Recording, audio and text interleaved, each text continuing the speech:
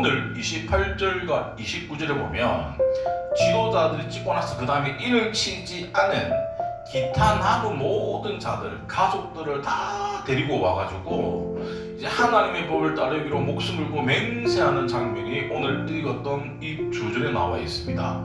하나님과의 관계의 첫 번째 단계는 뭡니까? 거룩함을 회복해야 된다는 거예요. 거룩함은 뭐냐? 그러니까 영적인 것과 세상의 것들이 분리가 되어지는 거예요. 구분되어지면 뭐가 필요하냐 하면 단호함이 필요합니다. 오늘 본문에 율법을 지키기로 맹세했던 사람들이 쭉 나열되어집니다. 근데 그들의 삶에서 가장 명확하고 중요한 특징이 있는데 이방 사람들과 전류교를 했다라는 거예요. 자, 여기서 말하는 이방 사람이라고 하면 우리가 문자적으로 해석하면 혈통이 다르거나 다른 국적을 가진 외국인을 우리가 보통 이방인이라고 합니다. 그런데 영적인 의미에서 이방인은 어떤 사람이 이방인이냐? 하나님의 통치를 거부하고 우상을 숭배하고 인본주의적이고 세속적인 가치관으로 살아가는 세상 전체를 상징하는데 왜 그러냐? 보세요. 포로 이후에 예루살렘으로 돌아온 이스라엘 백성들이 딱 와보니까 너무 땅이 척박한 거예요. 다시 모든 걸 읽어야 되는 거예요. 그러다 보니까 시간이 많이 걸리니까 그들 나름대로 막 머리를 썼는데 어떻게 썼냐? 주위에 유력한 힘 있는 이방인들과 결혼하기 시작했습니다. 그렇죠? 또 하나, 결혼하다 보니까 그들의 경제적인 네트워크 안에 들어갈 수 있다는 거예요. 경제적인 네트워크에 들어가다 보니까 이방인이기 때문에 자연스럽게 이방인이 섬기는 우상이 스며든다는 거예요. 자, 어떻게 보면 보세요. 자기네들은 정말 빠른 시간 안에 빨리 자기네들을 먹고 살기 위해서 부강하게지기 위해서 이방인들의 도움을 구했는데 그게 결국에는 그들의 안전을 지켜주지 못했다라는 거예요. 이게 뭐냐고 하면 영적인 간음이에요. 그들은 이스라엘 백성들은 자기의 눈높이에서 자기의 방법으로 빨리 부강해지려고 했던 것들이 결국에는 뭐다? 자기들에게 치명적인 독약이었다는 거예요. 그리고 나서 나라가 없어지고 포로 생활을 하다 보니 깨달은 게 눈이 빡 뜨는 거예요. 영적으로. 뭐냐고 하면 우리 힘으로 살았던 것들은 절대로 하나님이 우리를 도와주시지 않는구나. 우리는 양다리를 거쳐 오시다는 거예요. 그들은 한쪽에는 세상의 욕심과 세상의 즐거움과 세상의 이익을 쫓아갔다라고 하면 한 다리는 하나님의 백성으로 살아갔다라는 거예요. 그러니 물과 기름을 섞일 수 없는 것처럼 이 두 개가 뭡니까? 아무리 섞으려고 해도 안 섞인다라는 거예요. 결국에는 가래기 먹으면 찌질이 줄 수밖에 없다라는 거예요. 결국에는 우리가 그렇게 하니까 안 되니까 이방인들과 절교해야 되겠구나. 그러면서 절교했을 때 오는 불이익들, 경제적인 것들, 그리고 내가 누려왔던 모든 것들을 하루아침에 뭡니까? 다 잃어버릴 수 있다는 거예요. 그럼에도 불구하고 내가 사회적인 고립이 찾아옴에도 불구하고 뭡니까? 그들은 가감한 결단을 내렸다는 겁니다. 오늘날 우리는 어떻습니까? 말씀대로 살기보다는 말씀이 나에게 조금만 부딪히면은 교묘하게 피해가거나 교묘하게 타협점을 찾아서 살아가고 있지 않으세요? 세상이 주는 즐거움도 포기 못하겠고 세상이 주는 이익 같은 것도 내가 포기하지 못하겠고 그러면서 교회는 와야 되겠고 교회만 왔다 가면 그래도 뭔가 예배 드렸으니까 내 속의 안정감들 결국은 뭡니까? 안락한 이주 생활을 유지하고 있는 사람들이 너무 많다는 거예요. 오늘날 성경이 말하는 거룩은 구별됩니다. 그래서 구별되어지기 위해서는 뭐가 필요하냐? 제가 늘 얘기했던 부분이죠. 가지치기를 하셔야 돼요. 가지치기를 하지 않으면 우리의 모든 에너지들이 다 빼앗기게 돼 있어요. 가지치기 했을 때 반드시 단절을 경험하는데 그 단절은 반드시 아픔을 동반하게 되어 있습니다. 아픈 단절과 구별됨 없이는 거룩할 수가 없다라는 거예요. 그렇지 않고 거룩하다라고 하시는 분들은 입만 나불거리는 거예요. 말만. 그래서 뭡니까? 말만 우리가 성경에서 주여 주여 하는 자마다 다 구원받지 않는다라고 했어요.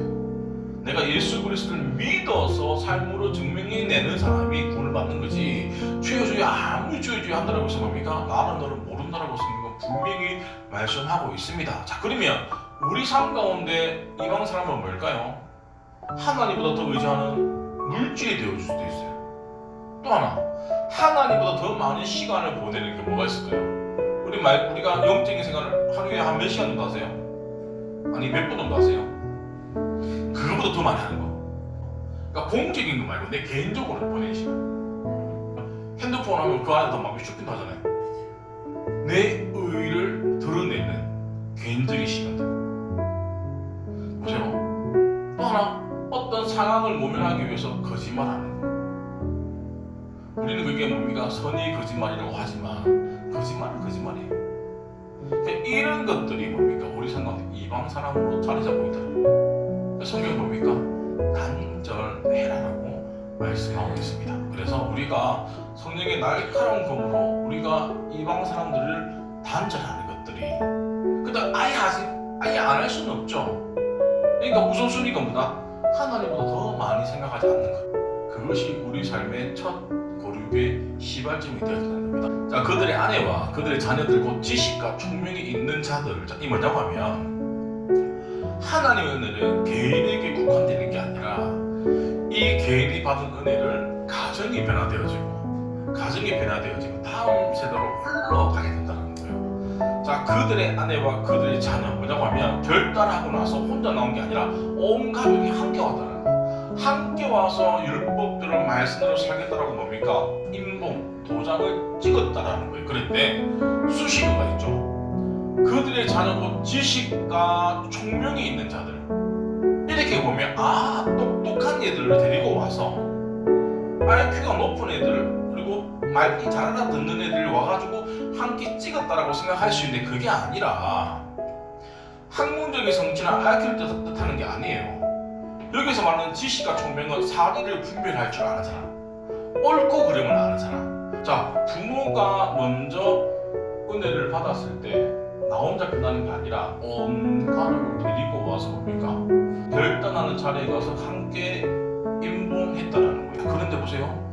오늘날의 수많은 그리스도의 부모들을 보면 우리 그렇게 하진 않아요. 아이들이 좋은 대학 가기 위해서는 물신양면으로 지원합니다.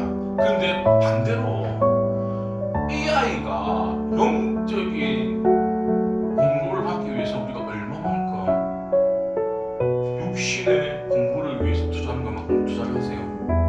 보통 교회들이 암묵적으로 룰이 뭐냐면 고3은 예배를 좀 덜 나와도 인정하는 분위기예요. 교회가 잘못된 거예요. 부모가 받은 그 은혜를 우리 아이들에게 전수해주지 않으면 반드시 아이들은 교회를 떠나게 되어 있습니다.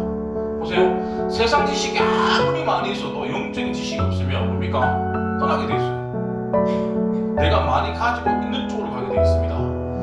여호와에 대한, 하나님에 대한 마음의 지식이 많이 없다라고 하면 뭡니까? 결국에는 방황하다가 네가 하고 싶은 대로 떠날 수밖에 없다라는 거예요. 그래서 부모의 가장 큰 사명은 우리 자녀에게 뭘 좋은 거 사주고 입히는 게 아니라 영적인 유산을 물려주는 게 가장 중요하다는 것들을 기억하셔야 됩니다. 이스라엘을 위하여 행하신 모든 일을 아는 자, 하나님이심을 아는 자들이 산날 동안만 여호와를 믿고 하나님을 모르는 세대들은 하나님을 뭐다? 안 믿게 됐더라는 거예요. 그러면서 뭡니까? 그 다음에 사사기로 넘어가는데, 사사시대가 뭐냐고 하면 왕이 없으므로 각자 소견에 옳은 대로 행동하는 거예요. 그러다 보니까 어떤 일이 일어나냐? 여호와를 알지 못하니까 내 마음대로 살아가는 거예요. 그러다 보니까 범죄하기도 하고 우상숭배기도 하고, 성에 분명히 가난하게 들어갈 때는 이방인과 결혼하지 마라, 우상에 숨기지 마라, 산당을 다 재버리라고 했음에도 불구하고 뭡니까? 다 하는 거예요. 우리가 예배드리는, 하나님을 만나러 예배드리는 이 자리에 우리가 어떤 마음 가지고 가야 될까요? 친구 집에 가는 게 아니라는 거예요. 억지로가 아니라 정말 그분이 내 인생의 구세주이심을 믿는 마음으로 하셔야 됩니다. 그랬을 때 우리가 하나님의 자녀로서의 삶을 살아갈 수 있다는 거예요. 말씀대로 사셔야 됩니다. 세상과 타협하시면 안 된다는 거예요. 안식일을 기억하여 거룩히 지켜야 됩니다. 그리고 성전을, 교회를 소홀히 하지 않아야 됩니다. 지도자들이 다 도장 찍고 이제 나머지 백성들입니다. 어떻게 얘기하냐? 다 그들의 형제 귀족들을 따라 저주로 맹세하기를, 자, 저주하고 맹세하기로, 앞에 있는 리더들은 저주도 아니고 맹세도 안 했습니다. 그냥 도장만 찍었습니다. 자발적으로. 근데 백성들은 한 단계 더 나아가가지고 내가 말씀을 지키지 않았을 때 나는 저주를 받겠다. 맹세하겠다. 우리가 하나님의 종 모세를 통하여 우리 주신 하나님의 율법을 따라 우리 주 여호와의 모든 계명과 규례와 윤리를 지켜 행한다라는 거예요. 이 행하지 않았을 때는 나는 저주받아도 되고 그것들을 맹세한다는 거예요. 이거는 절대 쉬운 게 아니라는 거예요. 이거는 그냥 내가 앞으로 율법 잘 지킬게, 노력해볼게, 이런 의미가 아니에요. 자, 고대 금동에 행해지는 생명적 언약 체결 방식인데 뭐냐고 하면 내가 이 약속을 지키지 않았을 때는 내가 저주받아도 나는 말하지 않을게. 이 저주가 나뿐만이 아니라 우리 가문의 힘에도 나는 받아들일게라는 아주 엄중한 뭡니까? 결단이라는 거예요. 이 정도의 각오 없이, 이 정도의 결단 없이 내가 뭔가를 한다는 것은 뭡니까? 어려울까요? 그런 결단이 있기 때문에 뭡니까? 다시금 하나님이 그들을 들어서신다는 거예요. 말씀을 정리하도록 하겠습니다. 우리가 느림의 10장을 통해서 우리가 기억해야 될 게 뭐냐고 하면 그들은 감정적인 눈물 아니면 일시적인 그 흥분 때문에 이런 일을 벌인 게 아니에요. 그들은 정말로 우리가 죄인되어지고 예수 그리스도만이 우리 인생의 구주이심을 믿었기 때문에 세상과 이중적인 생활했던 가감히 결단해 끊어버렸다는 거예요. 그리고 은혜의 자리에 나 혼자가 아니라 우리 가족들, 사리를 분별할 수 있는 이 가족들과 함께 사명들을 전수했다는 거예요. 그리고 그들은 내가 불순종할 때 어떠한 대가, 내가 저주라도 받겠다라고 결단한 이 결단이 어찌 보면 생명 걸고 말씀 가운데 순종하기라고 했던 그 고백들이 결국 세상 사람들을 볼 때 정말 미련하게 보일 수도 있어요. 이해 못할 수도 있습니다. 그런데 그게 진짜 영적인 진짜 지식과 총명을 소유한 자이라는 거예요. 세상은 우리를 절대 지켜주지 않습니다. 누누이 말씀하지만 우리 직장이 나를 지켜주지 않습니다.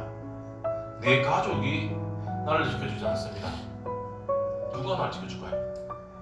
예수 그리스도 외에는 없다라는 거예요. 그래서 그분에게 우리가 정말로 인정받을 수 있는, 그럴 때 그분이 우리 인생을 확 들어가지고 개입하셔가지고 책임질 수 있도록 우리가 결단하는 우리 예배가 되어지기를 간절히 축원드립니다.